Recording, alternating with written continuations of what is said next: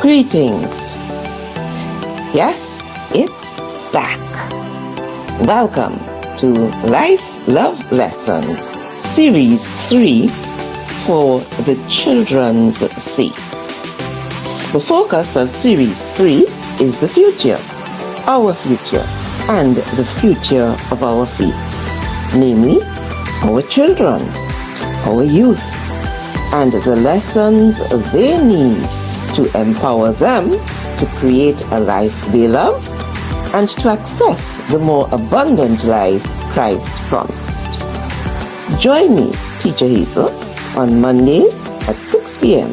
for Life Love Lessons, Series 3 for the Children's Sake, on my YouTube channel, Abundant Life Mastery at the Call.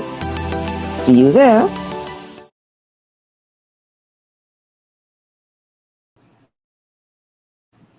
Hello and greetings and good evening to you.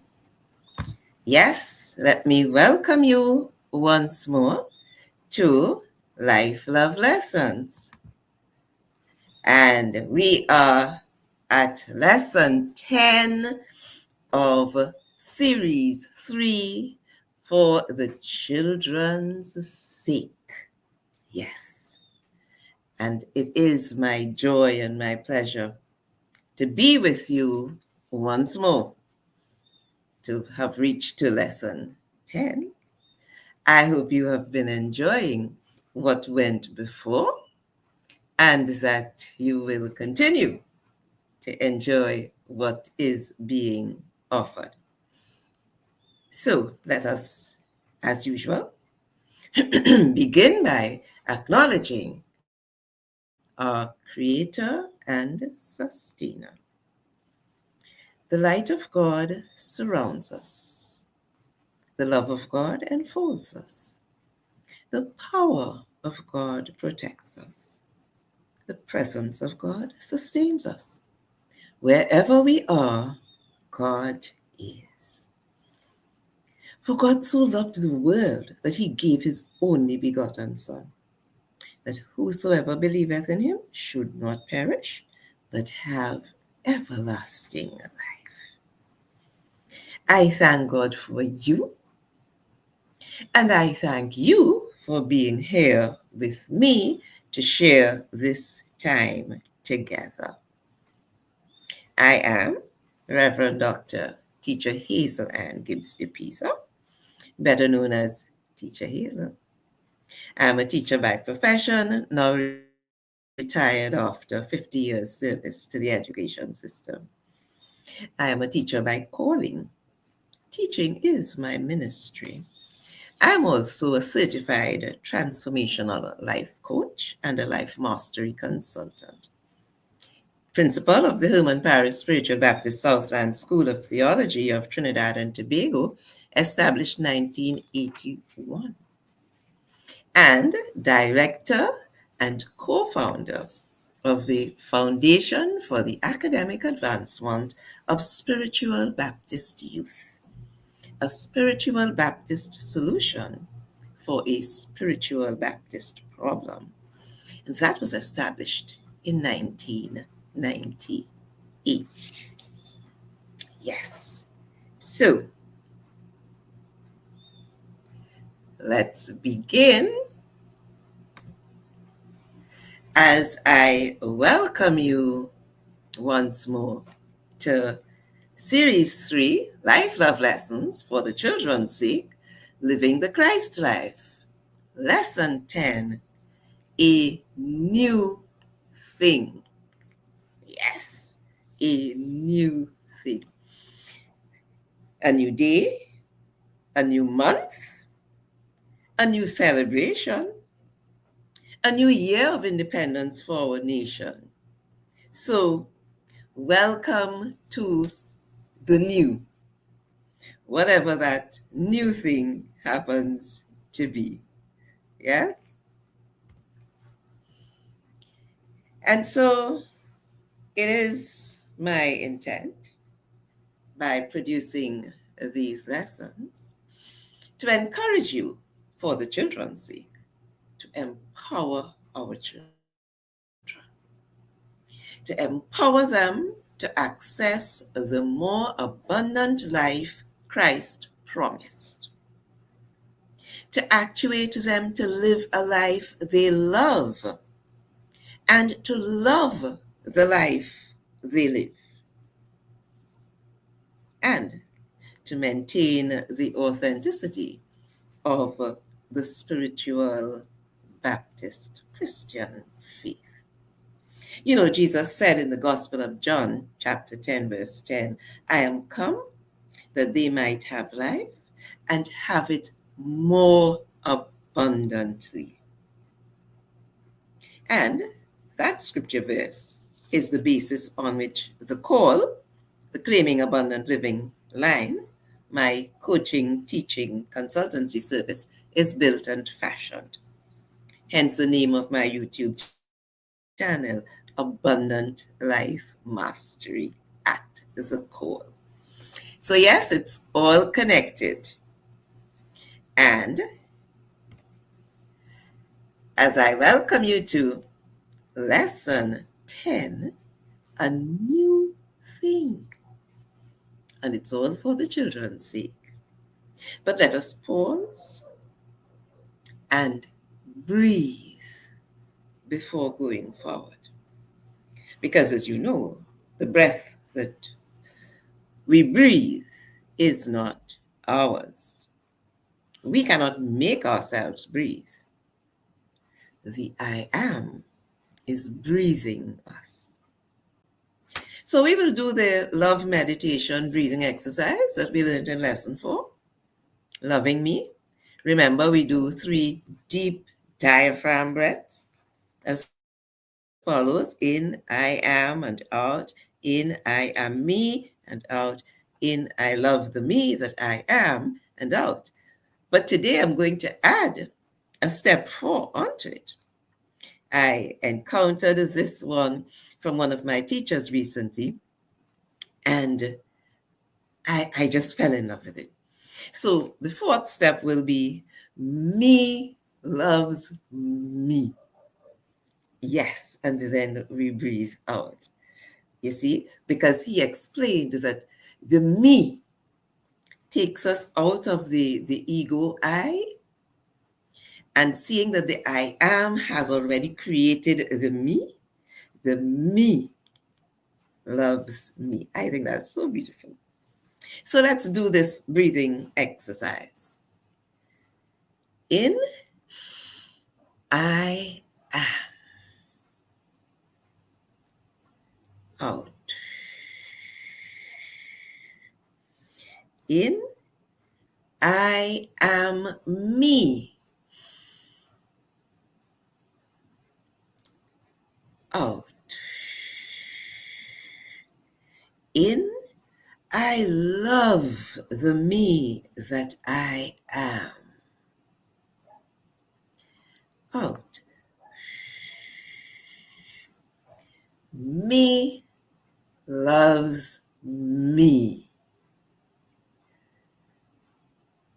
Out. Yes, that feels really good. I hope that you enjoyed it too. So, a new thing. The word says in Isaiah 43:19, behold, I will do a new thing. Now it shall spring forth, shall you not know it? I will even make a road in the wilderness and rivers in the desert. And that's Isaiah speaking to God's people, giving them God's word that he is ready to do a new thing for them. And he is promising to do this new thing. And this new thing seems like an impossible feat. Road in the wilderness, rivers in the desert. But then he makes the impossible possible. Yes, that's the God we serve. But in verse 18, he said to them, do not remember the former things, nor consider the old things, the things of old. Why? Because if we don't let go of the former things, we don't have room to embrace the new. You see, in the passage, Isaiah would have been saying to God's people that God is saying, I love you to the extent that I will do anything to save you, to redeem you. And he went through some of the things that he had already done, and he spoke of some of the things that they were going through. And he's telling them that I'm going to do a new thing for you, and it's going to be almost unbelievable. But you have to let go of the old in order to embrace the new, because he's preparing them for the redemption that is planned for them. You remember, as children, we had this saying, sticks and stones can break my bones, but words can never hurt me. No, that is one of the old things that we have to let go of in order to embrace the new. Because with the knowledge that we have now, we know that words wreak havoc in people's lives. Yes? And the Word of God tells us in James that the tongue is a fire, that it is an unruly evil, that is even full of deadly poison. So that story about just sticks and stones breaking my bones, but words cannot hurt me, was really to take our focus off of the real thing. And if we want to embrace the new thing, we have to take our focus off of the old things. And I'm sure you would have been realizing as we have been going through the lessons that there are a number of new things that we have to make room for, and therefore we have to drop off some of those old things, some of the old lies that they have taught us to keep us in subjection, to keep us depressed and impoverished. We have to drop some of those off so that we can change our perception of our life. Yes? So we're looking forward to this new thing because it's promised to us. But the very word says to us in Ecclesiastes 1:9, that which has been is what will be. That which is done is what will be done. And there is nothing new under the sun. A new thing? So, exactly what are we saying then? But remember, this is the word of God, and he doesn't contradict himself. No way. He doesn't contradict himself. So, the new thing is not the day or the night or the life or the death or the years or the months or the hours or the celebrations, because all of these things have been and they will continue to be. Right? That which has been is what will be. And that which is done is what will be done. So man has done evil, he has done good, he has done war, he has done planting and reaping, he has done burning and destroying, and he will continue. So those things, the things which are done, they will continue to be done.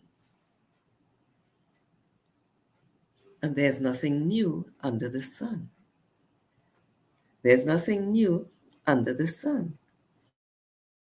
Governments will make promises and governments will not keep them. They will start some things and they'll stop others. None of these are new. One year ends and another year begins. Is that new? Rain comes and floods and hurricanes and sun and drought and famine. Are they new? No, they have been ever of old. Yes? Today is a new day. It's the first day of the month of September. But isn't it a day like other days that have passed? So a day is not a new thing that has happened under the sun because we've been having days as long as we have known life. This is a new month. But isn't it a month like the month that has just ended? So there we see that there is nothing new under the sun. Things are new for us because it may be the first time that we are experiencing it. So it is new for us, but it is not new under the sun. There's that difference. Think of fashions. What's new to this generation was there before. So it's not new to us because we were around when it was done before. And we know that it was done before. But to those of the new generation, it's the first time they're seeing it. So for them, it is new, but it is not new under the sun because it has been there and it continues to be there. It has been done and it will be done again, right? Even gravity. Gravity is not new, except to those who just heard about it or just experienced it. Yes? So for them, it will be a new thing. But it's not new under the sun because whether we experienced it or not, whether we understood it or not, whether we had heard about it before or not, it has been and it will be. It has been done and it will be done. So, yes, we meet new things and God does new things for us, but there's nothing new under the sun. I hope you get the understanding of the distinction between being new under the sun and being new. All right? So, for instance, the law is love. Hmm? Old Testament, Deuteronomy. You shall love the Lord your God with all your heart, with all your soul, and with all your strength. Old. New Testament, Matthew. You shall love the Lord your God with all your heart, with all your soul, and with all your mind. New. Yes? You remember in the last session that love is all we need because love is the law. The law is love, right? And we went through that love is a commandment, that love is the crux of the whole matter, and that love is a choice. It is a decision. It's not just an emotion, as we were taught to believe. So we feeling love and we falling in love and sometimes we fall out of love and sometimes we don't feel the love. Yes? But it's more than an emotion. It's more than just a feeling. In fact, it is a commandment. And again, we're seeing Christ said, I'm giving you a new commandment that you love one another. So that it was there before, but it wasn't understood well enough. So here's a new way of putting it so that you get the understanding of what it really entails. So again, there's nothing new under the sun. Same law of the Old Testament days is the same law of the New Testament days. The law is love. There are other aspects that come into it, but the core, the crux of the matter, love is the law. The law is love. God is love. Love is God. Yes? Yes. And as we have been going along, we looked at a new thing as well, the universal laws, the essential universal laws. So the Lord is doing a new thing. The therapists and the psychologists have introduced a new thing, universal laws. And the physicists and the scientists are raving about energy and vibration and frequency. It's all new. Yes. But is it new under the sun? No. These laws have always been there, and they always will be there. But knowledge of these laws is new. And learning and abiding by the laws is new to those who never knew it. Do you know that the spiritual leaders of old knew and lived by these new laws in their days? Yes, because they understood that everything is energy and that energy vibrates. But you see, they were not in the elite class, and therefore what they said would not make the news. So when the physicists and the scientists discover it, it's like Columbus discovering Trinidad.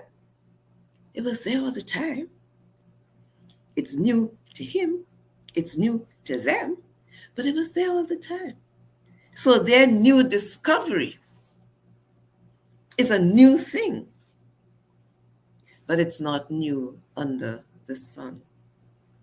But we still have to understand that we have to let go of the old things that we know in order to embrace the new things that we receive. So the fact that energy vibrates, that our thoughts are energy, that vibrations attract like vibrations.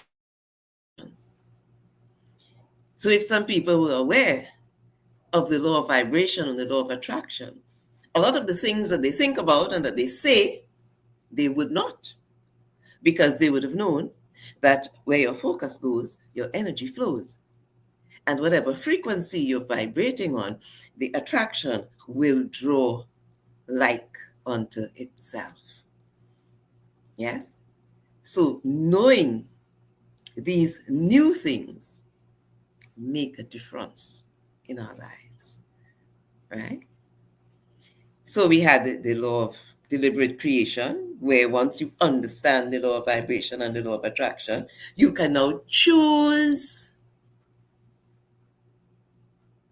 what you want to attract to yourself and what frequency you want to vibrate on. And the law of allowing, where you understand that you allow others to be so that you can be allowed to be as well. And the law of abundance and the law of pure potentiality, that God provided us with everything. And this thing that they make us believe that, there isn't enough and all of that. No, God provided enough and more than enough. But man has determined that he will do things differently from what God requires, right? And there's the law of detachment, where you learn to let go and let God. And the law of polarity, which says that life on this earth is a life of duality, because you go from one extreme to the next. If there's good, there's bad. And therefore, if you're having a good time, you know that there's going to come a time when that will end, because it's on one spectrum. We have two ends of the same thing, right? It's hot now and it's going to be cold.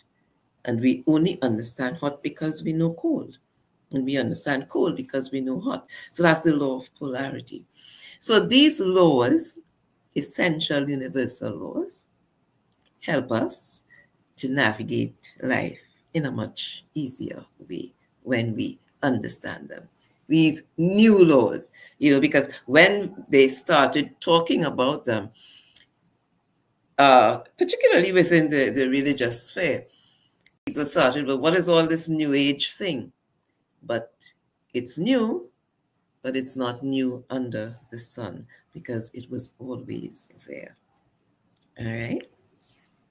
So even remember, we spoke about the senses, that we have 5 physical senses and we have 6 super or spiritual senses. And from very early, we learn about the 5 physical senses, right? So that's nothing new to us. Sight, smell, taste, touch, hearing. Those are the tools that were given to us in order to navigate life on the physical plane, right? And we learned about them very early. And nothing is wrong with that because we need that. The new thing is that there are the spiritual senses that they didn't tell us about. And so when we talk about the 6 super or spiritual senses, imagination, intuition, perception, memory, reason, will, you know, that is a new thing because we're now hearing about it, but it has been there all the time. And these spiritual or super senses form the connectivity to the eternal spirit, our creator, our sustainer. So, in the same way that we have the physical senses for navigating life on the physical plane, we have these spiritual senses for navigating life as a spiritual being in a human experience. Yes? And it's new to us because they didn't teach us that when we were small. We had to learn it now that we've come big, right? And the whole point about for the children's sake is that we want the children to learn these things from early so that they don't have to go through all the trauma and then to know that we have resources for us that we could have been using all the time. Yes? So this new thing opens up a whole new vista on life, using our imagination for joy rather than for sorrow. Because, yes, we use our imagination and we always think the worst, right? They tell you prepare for the worst and hope for the best. But the fact that you're preparing for the worst, that's where your imagination is going, and you're imagining the worst possible thing, increasing your sorrow when you could be imagining the best possible thing and therefore attracting the best possible answer to yourself. Yes? So you can use your imagination for joy rather than sorrow. Because remember, your body, your emotions respond to your imagination. Okay? Intuition, that has been there all the time. And if we listen to our intuition, we get guidance direct from the throne room. But because we weren't taught about it, we get these little things coming and say, I heard that, or I thought about that, or, I was feeling that. But you see, we didn't know that that is message from the throne room. Listen and do it and follow, be guided, right? So although the thing has been there of old, it's new to us because they kept these things away from us. Understanding that our perception is our reality and that our thoughts create our lives. If we knew that from small, then life would be a much prettier place, right? Recognizing that our memory, our reason, our will have higher frequencies on which they operate than the ones that we were accustomed to. Yes? So the things are new for us, but they're not new under the sun. Okay? But since we didn't know them, we have to learn them. And in order to learn them, we have to be aware of them, and we also have to practice them because learning comes from practice. Yes? So let's take a new view of things. New view of things. Dr. Wayne Dyer is well known for his statement, change the way you see things, and the things you see change. And often when people encounter the statement for the first time, they doubt it. They question it. They think it doesn't make sense and it can't be true. Change the way you see things and the things you see change. So what does that have to do with anything? It's still whatever it is. Yeah, but then your perception is your reality. That's something that you learn new as well. So let's put it to the test. Let's look at the first picture on the left. I say it's a duck. Do you see a duck? Look carefully. What do you see? What if you are seeing a rabbit? Yes, because some people would have seen the duck, some people would have seen the rabbit, but some people would have seen both. And you had to change the way you see it in order to see it as something else. Yes? So, duck or rabbit, or both. Let's look at the picture in the middle. Old woman or young debutante? Do you see an old woman? Yes, I see an old woman with her bent nose and her jaw that says she's been through a lot. And the fur that she has on is really keeping off the cold. Yes, old woman who has been through much. Now, for some of you, it may take a while to see the old woman,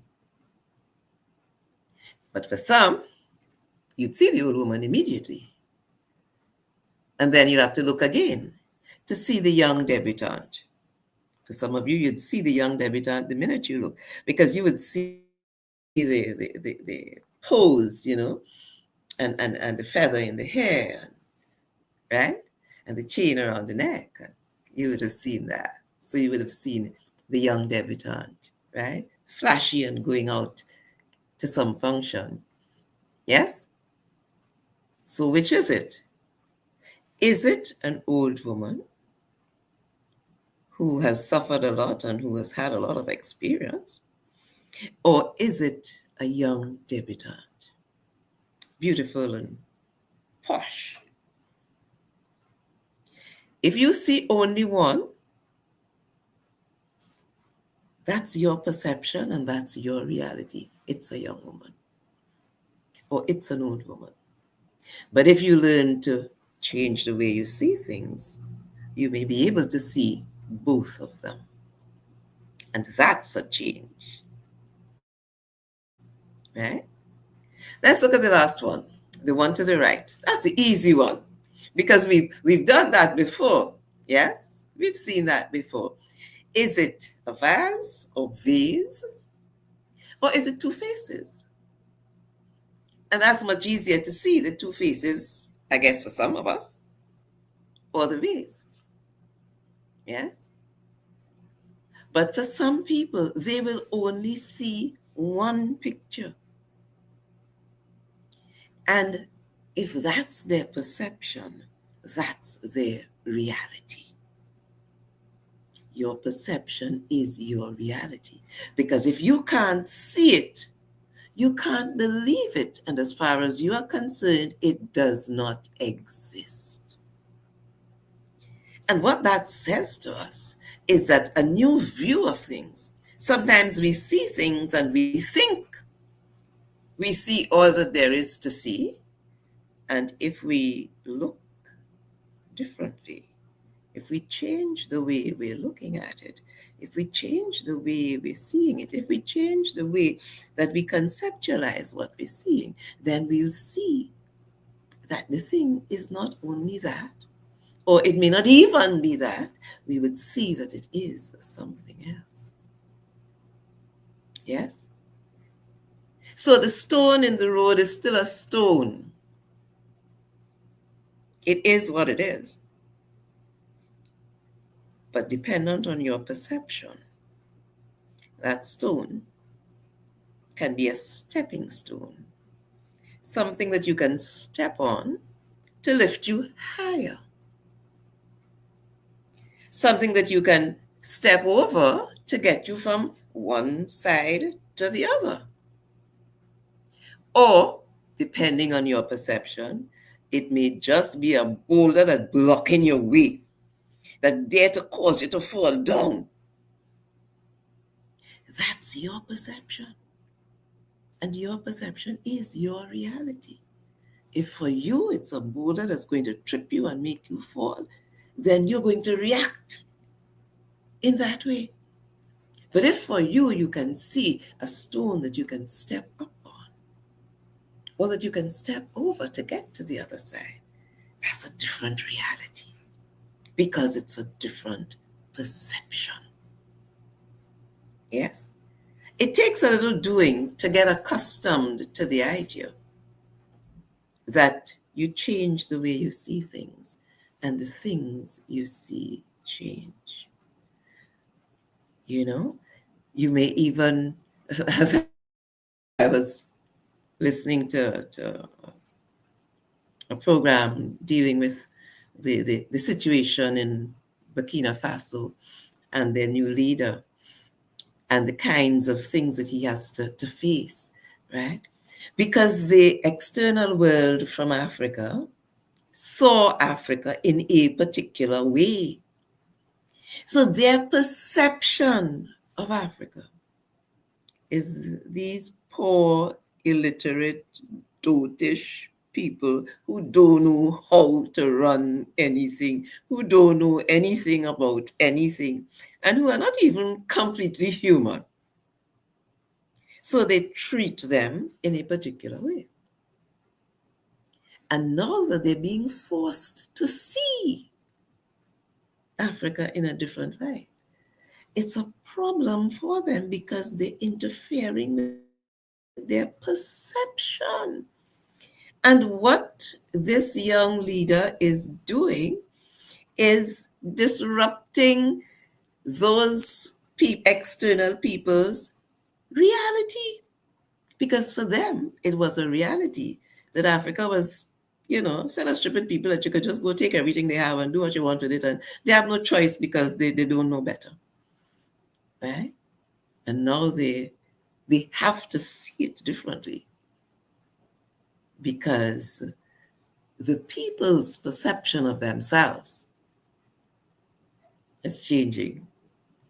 They are seeing their worth, and therefore it's interfering with the perception of the others who were seeing them in a particular light, because your perception is your reality. And if you change the way you see things, the things you see change. So, a new approach to people. The commandment says that ye love one another as I have loved you.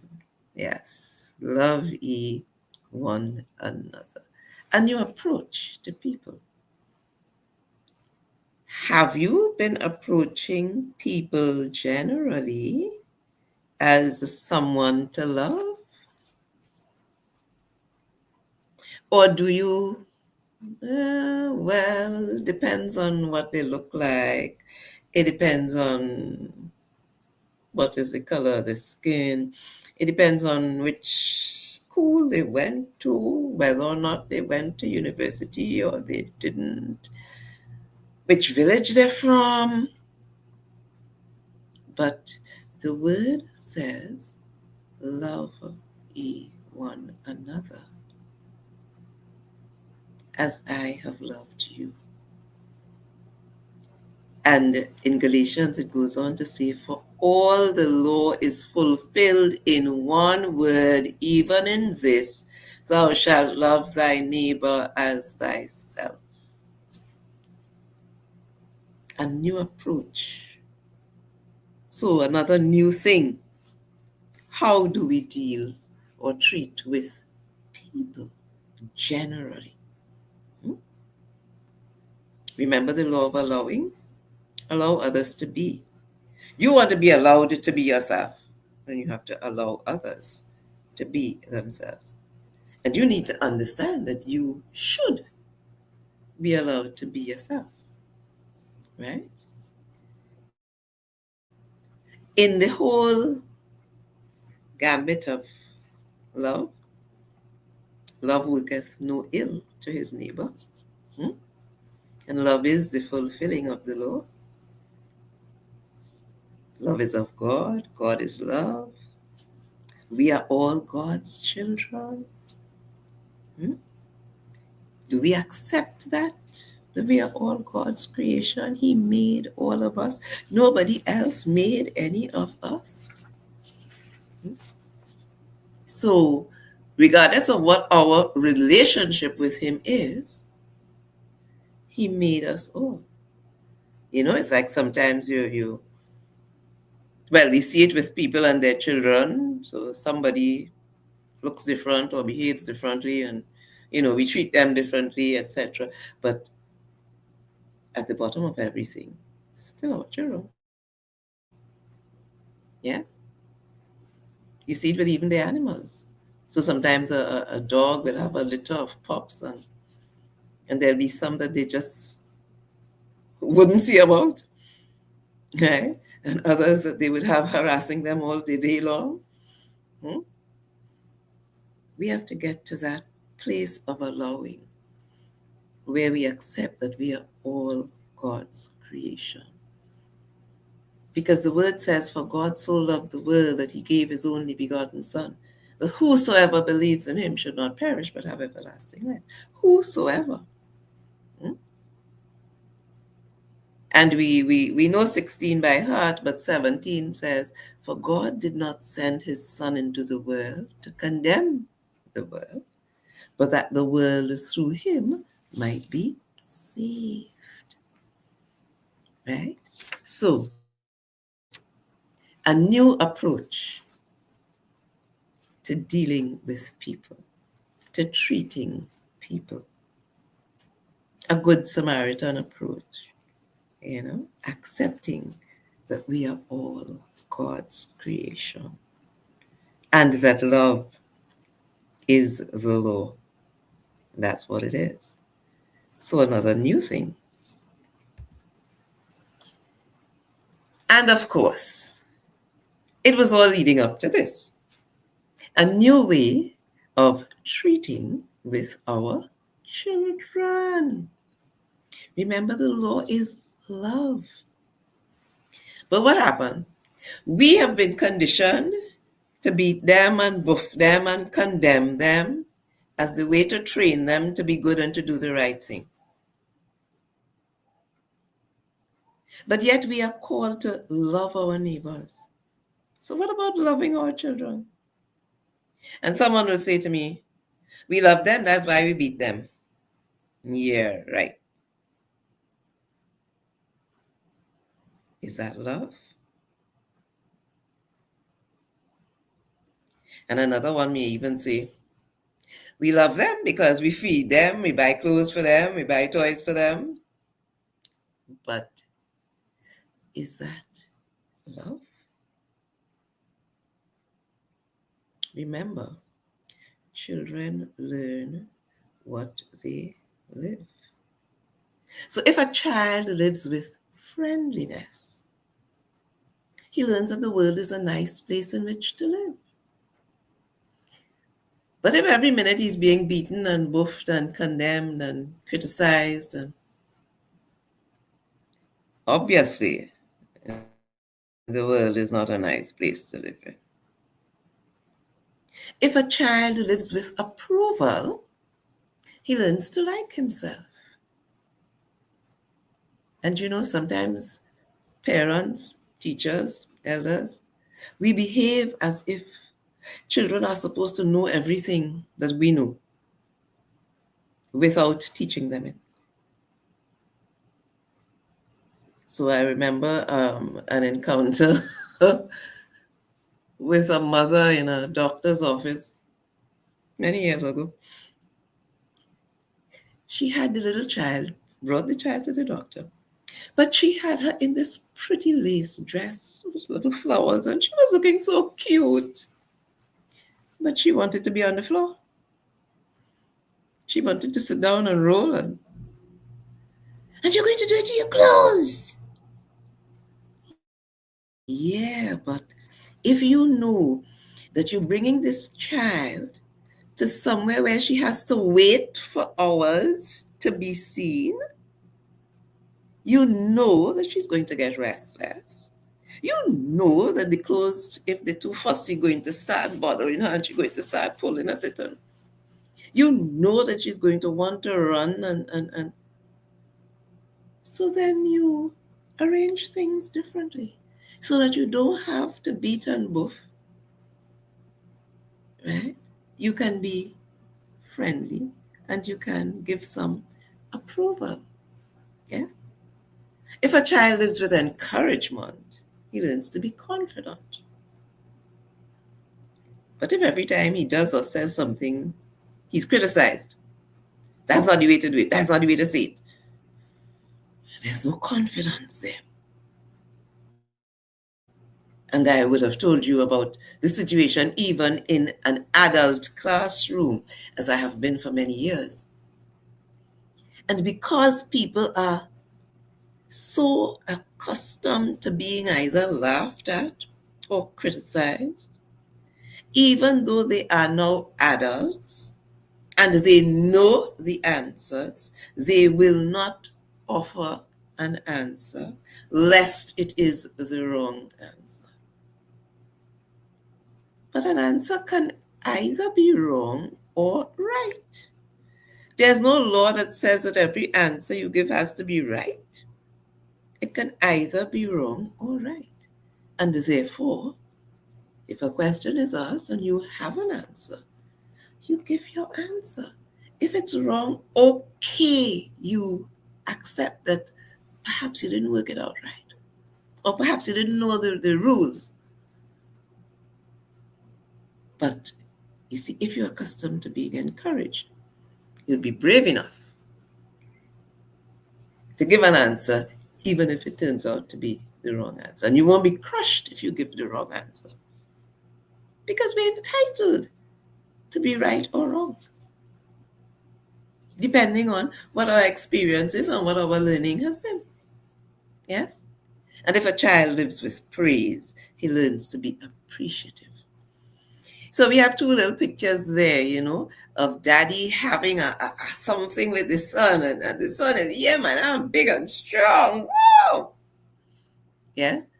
Because what you're doing is bonding and building relationship, right? And mommy or auntie or granny is there, and these two are hanging on to her. And the weight might be a little bit too much for her, but she's smiling because she's enjoying the love, and so are they. So, a new approach to treating with our children. Remember, perception is shaped by experience. And your perception is your reality. And that is just as true for our children as it is for us. Our experience of all the contrary things that we've been taught over the years brought us to where we are. But the experience that we are getting now and the exposure to learning now is improving what we have and therefore what we can give. So it is on us now to give to our children what we are learning so that they don't have to repeat the mistakes we made. Our children need to be taught. They learn from teaching and they learn from experience. So, for the children's sake, do not deny them the fact that living abundantly is their legacy and loving their life is their destiny. Don't deny them that, because we know that love is the law is love. And as the song says, it all comes down to love. Remember, we live in an abundant world. Our limitations are created by our thoughts, our beliefs, and our perceptions. And our children's future depends on our teaching them and giving them the experiences that will help them to learn to love the life they live.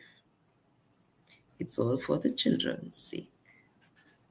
And so our time is up and we've come to the end of today's lesson. And I want to say thank you in a big way. Hope you enjoyed the session as much as I enjoyed sharing it with you. And if there are any questions or comments, you know that you can put them in the chat and I will see them and respond before I close off. So let me see what's happening there. No, we have no comments or questions in the chat. So let me just say to you that this was lesson 10. There are 2 more lessons in this series. The series has 12 lessons. So there are 2 more lessons in the series before the series ends. And I'm looking forward to sharing with you in the 2 sessions still to come. And at the end of it, we'll know what happens after that. So thank you. Thank you. I hope you enjoyed the session as much as I enjoyed sharing it with you. And I look forward to seeing you next Monday, same time, same place, for more life love lessons for the children's sake. And remember that you can always go to the YouTube channel and review the lessons and see the ones that you missed. God bless you. Bye bye.